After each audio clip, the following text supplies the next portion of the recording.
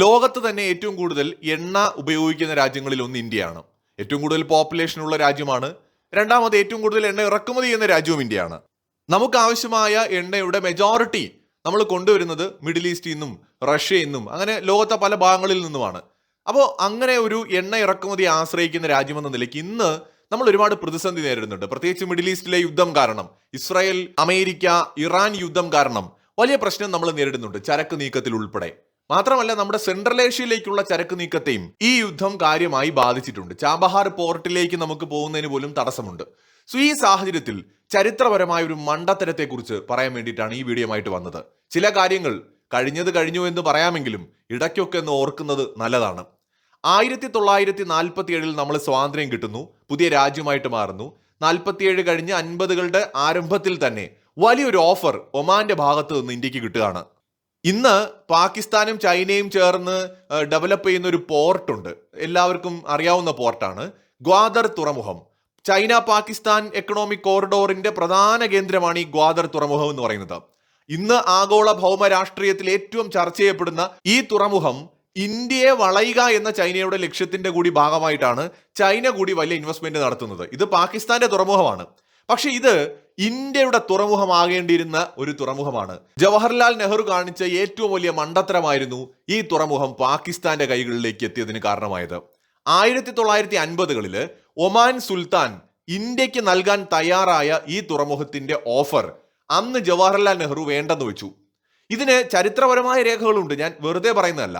Indian വിദേശകാര്യ മന്ത്രാലയത്തിന്റെ പഴയകാല നയതന്ത്ര ഫയലുകളിലും ഒമാൻ പ്രതിനിധികളുമായി നടത്തിയ ചർച്ചകളുടെ കുറിപ്പുകളിലും ഈ ഓഫറിനെ കുറിച്ച് പരാമർശമുണ്ട്.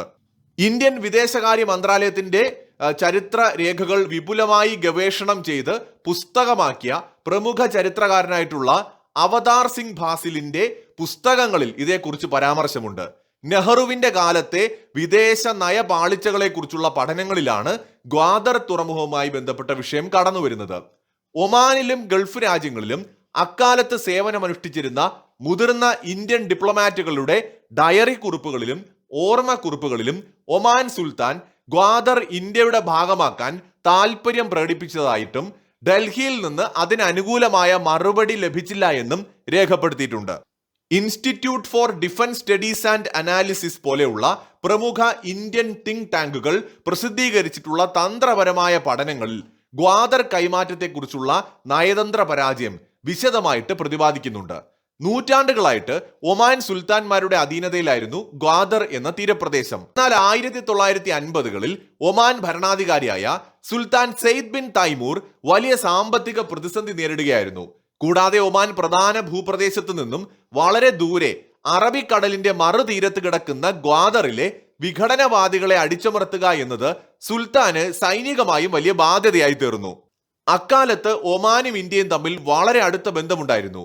ഒമാന്റെ ഔദ്യോഗിക കറൻസി പോലും ഗൾഫ് രൂപ ഇന്ത്യൻ രൂപയുടെ പ്രത്യേക പതിപ്പായിരുന്നു. ഈ വിശ്വാസത്തിലാണ് 1954ഓടെ ഒമാൻ സുൽത്താൻ ഗ്വാദർ ഇന്ത്യക്ക് കൈമാറാം എന്ന നിർദ്ദേശം മുന്നോട്ട് വയ്ക്കുന്നത്. എന്നാൽ ഇന്ത്യ ഈ ഓഫറിനോട് തണുപ്പൻ മനോഭാവം കാണിച്ചതോടെ തങ്ങളുടെ അതിർത്തിയോട് ചേർന്ന് കിടക്കുന്ന ഈ പ്രദേശം സ്വന്തമാക്കാൻ പാകിസ്ഥാൻ തീവ്രമായ ശ്രമം തുടങ്ങി. ബ്രിട്ടന്റെ മധ്യസ്ഥതയിൽ ഒമാനുമായിട്ട് അവർ ചർച്ചകൾ നടത്തി. ഒടുവിൽ 1958 സെപ്റ്റംബർ 8 ഒമാൻ സുൽത്താൻ ഗ്വാദർ പ്രദേശം പാകിസ്ഥാന് ഔദ്യോഗികമായിട്ട് കൈമാറി. ഏകദേശം 30 ലക്ഷം ബ്രിട്ടീഷ് പൗണ്ട് നൽകിയാണ് പാകിസ്ഥാൻ ഈ പ്രദേശം വാങ്ങുന്നത്. അന്ന് ഏതാണ്ട് 5.5 കോടി രൂപ. ഈ തുകയിൽ ഭൂരിഭാഗവും പാകിസ്ഥാന് വേണ്ടി നൽകിയത് അവിടുത്തെ പ്രമുഖ വ്യവസായിയായിരുന്ന ആഗാ ഖാൻ ആയിരുന്നു. അന്നത്തെ ആഗോള സാഹചര്യങ്ങളും ഇന്ത്യയുടെ ആഭ്യന്തര പ്രശ്നങ്ങളും മുൻനിർത്തിയാണ് നെഹ്റു ഈ തീരുമാനമെടുത്തതെന്നാണ് പറയപ്പെടുന്നത്. അതിന് പിന്നിൽ പ്രധാനമായിട്ട് അദ്ദേഹം കണ്ട കാരണങ്ങൾ ഇതൊക്കെയാണ്. ഒന്ന്, സ്വാതന്ത്ര്യം കിട്ടി ഏതാനും വർഷങ്ങൾ മാത്രം പിന്നിട്ട ഇന്ത്യ അന്ന് കടുത്ത ദാരിദ്ര്യം, വിഭജനത്തിന്റെ മുറിവുകൾ, സാമ്പത്തിക തകർച്ച എന്നിവ നേരിടുകയായിരുന്നു.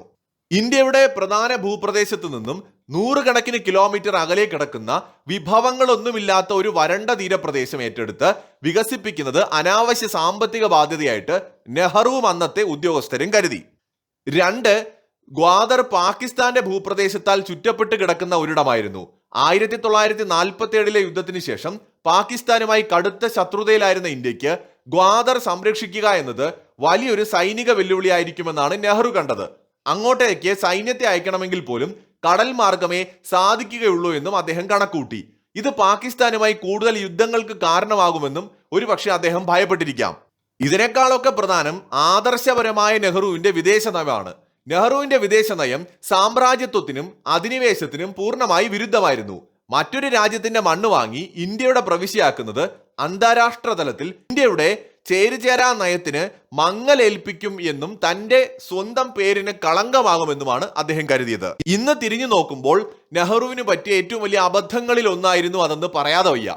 ലക്ഷദ്വീപും ആൻഡമാൻ നിക്കോബാർ ദ്വീപുകളുമൊക്കെ സംരക്ഷിക്കാൻ കഴിയുമായിരുന്ന ഇന്ത്യക്ക് ഉറപ്പായും ഗ്വാദർ തുറമുഖത്തെ സംരക്ഷിക്കാൻ കഴിയുമായിരുന്നു എന്ന് മാത്രമല്ല, ബലൂചിസ്ഥാൻ എന്ന് പറയുന്ന പ്രവിശ്യ കൂടി ഇന്ത്യയുടെ കയ്യിലിരുന്നനെ ചിലപ്പോൾ സിന്ധ് പ്രവിശ്യ കൂടി കൂട്ടിച്ചേർത്തുകൊണ്ട് അതിനെ നമുക്ക് കരമാർഗം ബന്ധിപ്പിക്കാനും കഴിയുമായിരുന്നു.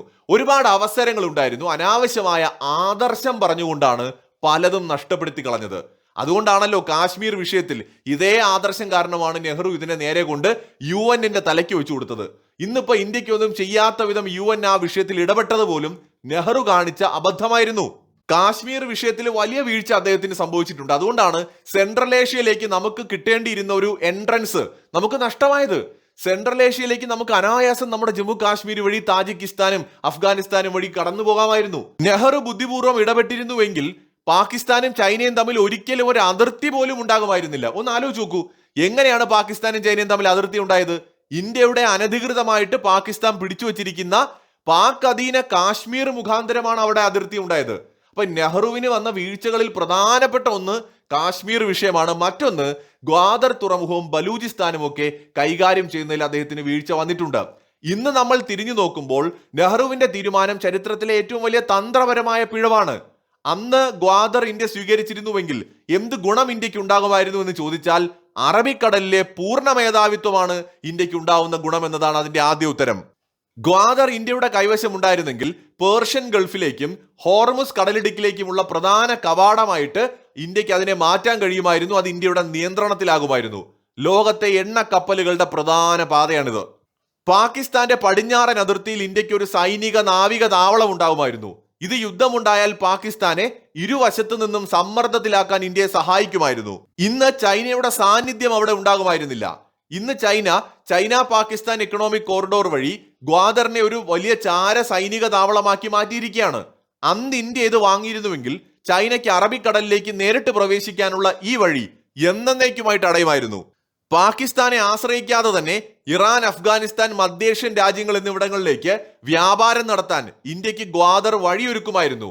ഇതിനായി ഇന്ത്യക്ക് ഇന്ന് ഇറാന്റെ ചാബഹാർ തുറമുഖത്തെ ആശ്രയിക്കേണ്ടി വരികയാണ്. അന്ന് കേവലം 5-6 കോടി രൂപയ്ക്ക് കിട്ടേണ്ടിയിരുന്ന ഗ്വാദർ തുറമുഖം വേണ്ടെന്ന് വെച്ചതിലൂടെ ഇന്ത്യക്ക് നഷ്ടപ്പെട്ടത് ഭൗമ രാഷ്ട്രീയപരമായ വലിയൊരു മേൽക്കൈയാണ്. അന്ന് സാമ്പത്തിക ഭദ്രതയും ദീർഘവീക്ഷണവും കുറവായിരുന്നു എന്നതാണ് ഇത് തെളിയിക്കുന്നത്. ഒരു രാജ്യമെടുത്ത ആദർശപരമായ തീരുമാനം അല്ലെങ്കിൽ ഒരു ഭരണാധികാരിയുടെ വ്യക്തി പ്രഭാവം നിലനിർത്താൻ വേണ്ടിയിട്ട് സ്വന്തം താല്പര്യങ്ങൾക്ക് വേണ്ടിയിട്ട് ഒരുപക്ഷെ അദ്ദേഹം എടുത്തൊരു തീരുമാനമായിരുന്നിരിക്കണം അത്. അദ്ദേഹത്തിന്റെ സ്ഥാനത്ത് ഇന്ദിരാഗാന്ധിയോ പ്രധാനമന്ത്രി നരേന്ദ്രമോദിയോ അടൽ ബിഹാരി വാജ്പേയിയോ ആയിരുന്നെങ്കിൽ പോലും ഗ്വാദർ തുറമുഖത്തെ ഇന്ത്യയുടെ ഭാഗമാക്കി മാറ്റുമായിരുന്നു എന്നത് പ്രത്യേകം പറയേണ്ടതില്ലല്ലോ. മറ്റൊരു വീഡിയോയുമായി വീണ്ടും കാണാം.